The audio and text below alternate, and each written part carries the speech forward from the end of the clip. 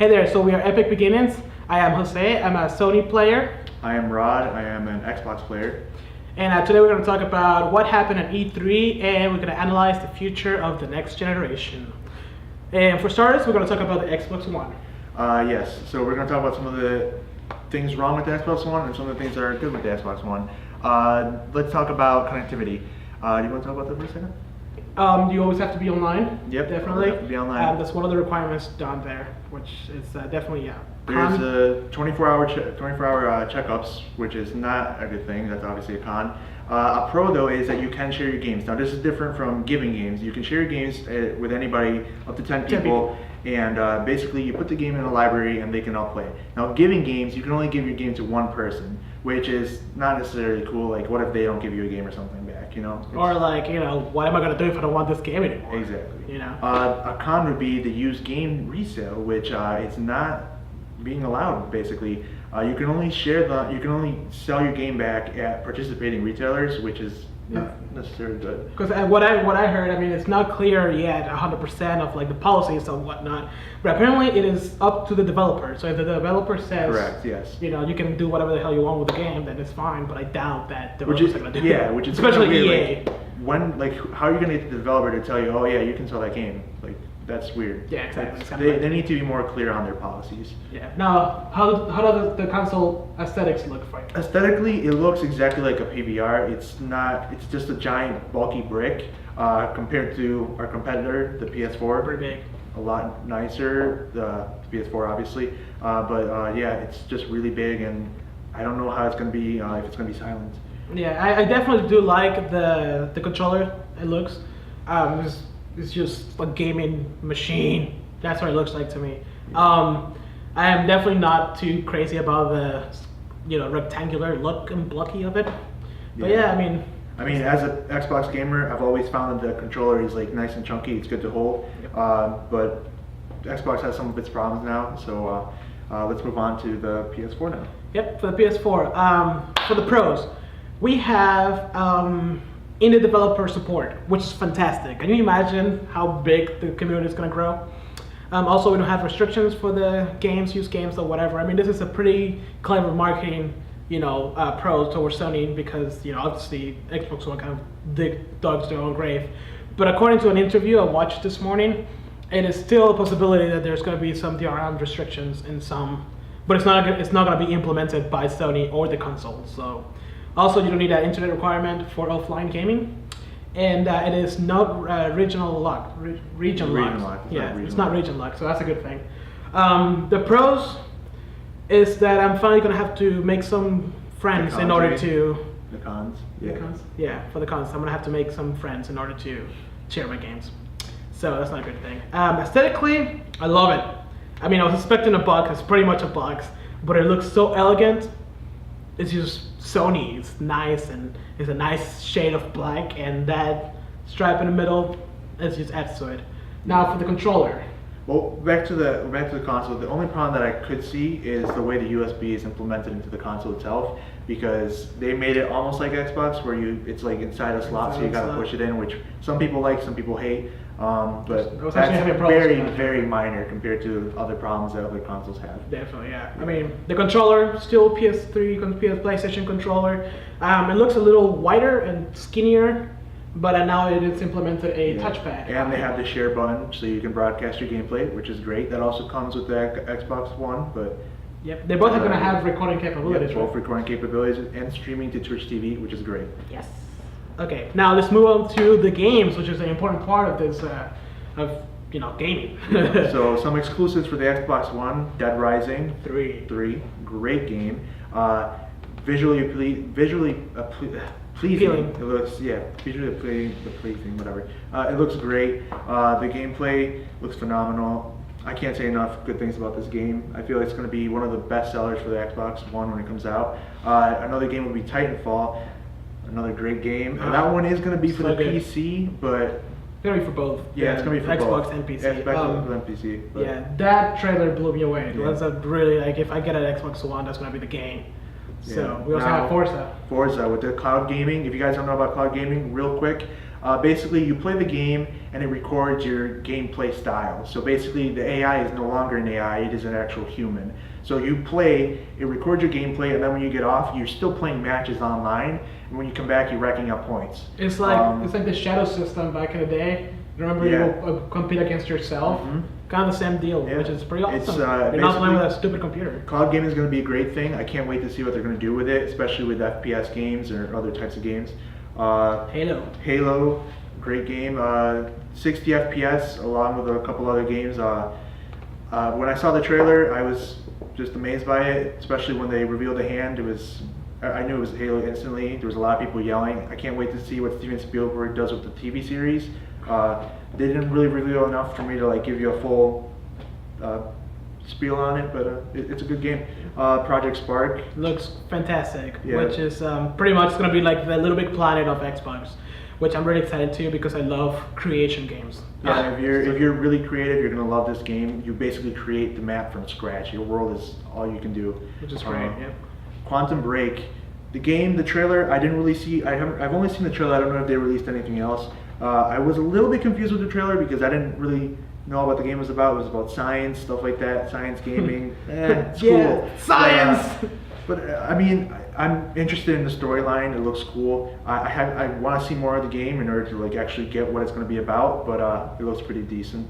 Yep, I mean, I think it's going to be like a detective thing because Yeah. they kind of make that feel. Now let's move towards the PS4. We're going to have Infamous, Rising Sun, right?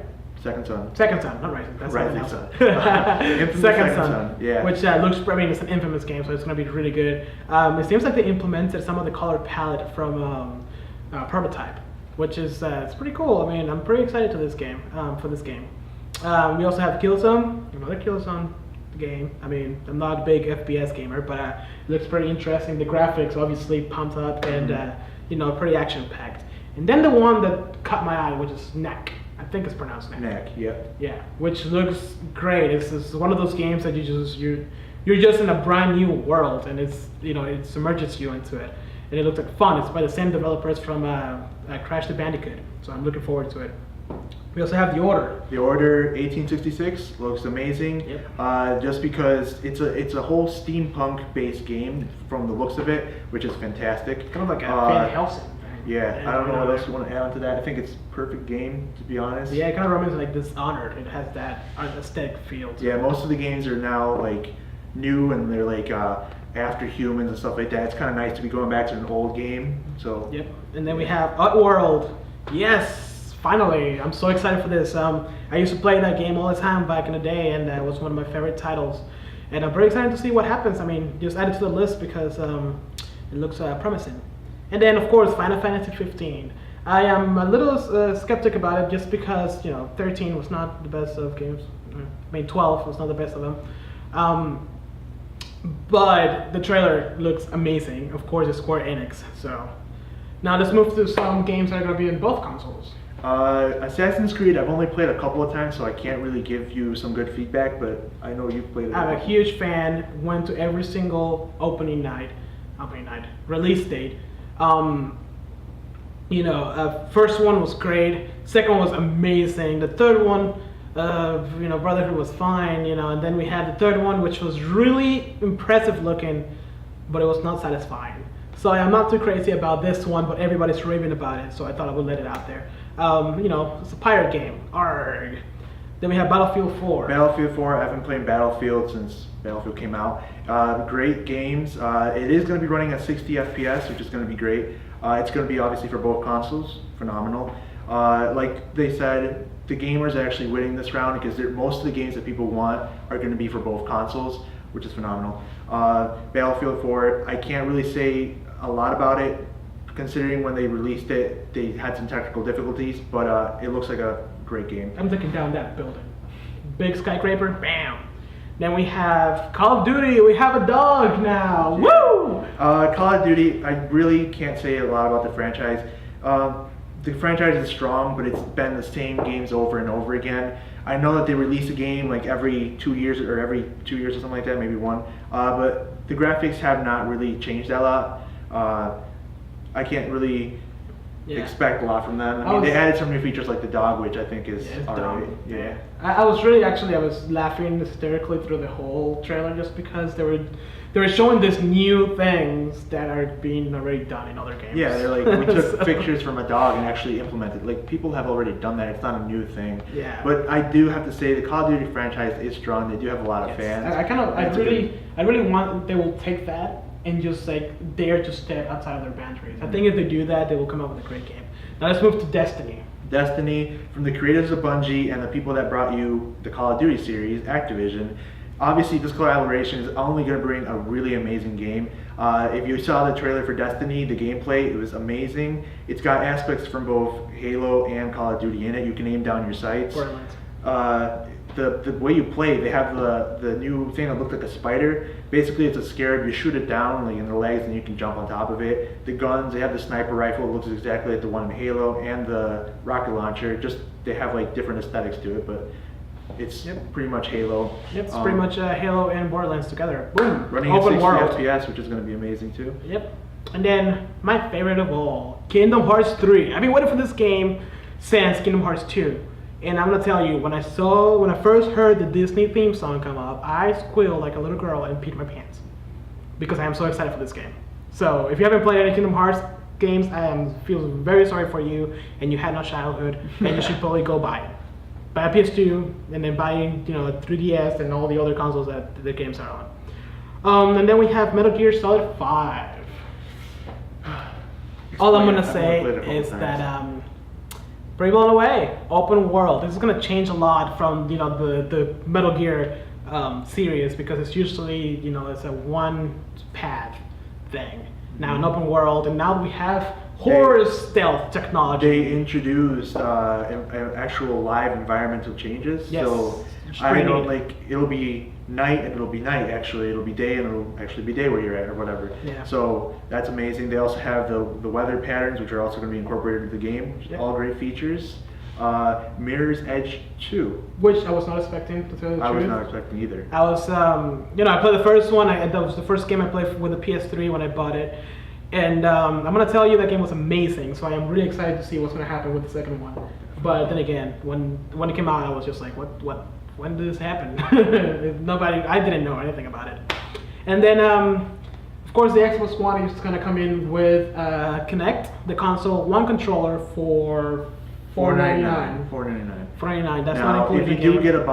if you do get a bundle, the prices obviously will go up. So it's Yeah. up to you on what you want to do. But And then we have the PS4, which comes in with the controller and the console for $399. So I mean, you could argue that if you want to buy the PlayStation Eye, it will be around the same price. So I don't know, man. $399 against $499.